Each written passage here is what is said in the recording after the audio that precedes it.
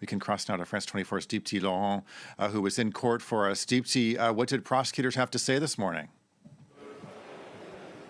Well, Monty, they'll actually be speaking for the next 6 hours. So in their opening statements this Tuesday morning, the anti-terrorism prosecutors sort of looked back at the attacks. They addressed two key issues. One was the issue of autopsies. That was very controversial during this trial because certain victims who lost children in those Nice attacks in 2016 accused the French authorities of performing autopsies on their deceased children without their consent, and this is very much a very painful point in this Nice trial, and it's something that the anti-terrorism prosecutors actually addressed early this morning in their as they opened this day of speeches and statements. They said that they understood the pain of the victims, and they understood that what happened was completely unacceptable, and they sort of tried to also add a bit of nuance to what happened. So that was one of the key issues this morning. The other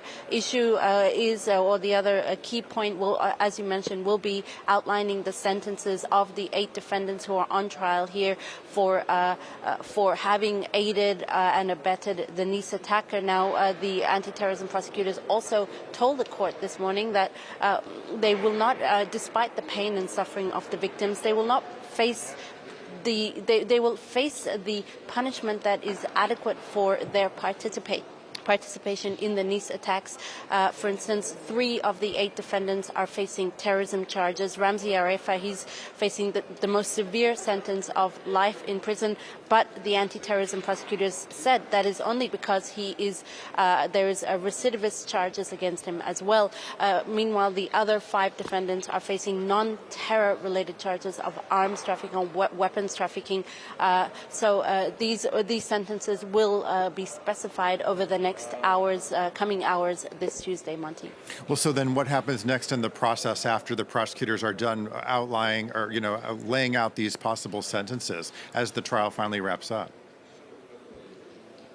That's right. We're entering the last days of this trial now. We heard the final statements from the prosecution last week. From tomorrow onwards until the end of the week, we'll hear the final statements from the defense, where they are surely expected to sort of hammer the point that they've been making over the past 3 months, which is that these defendants did not know the full extent of Mohamed Louaj Boulel's plans as he carried out those Nice attacks.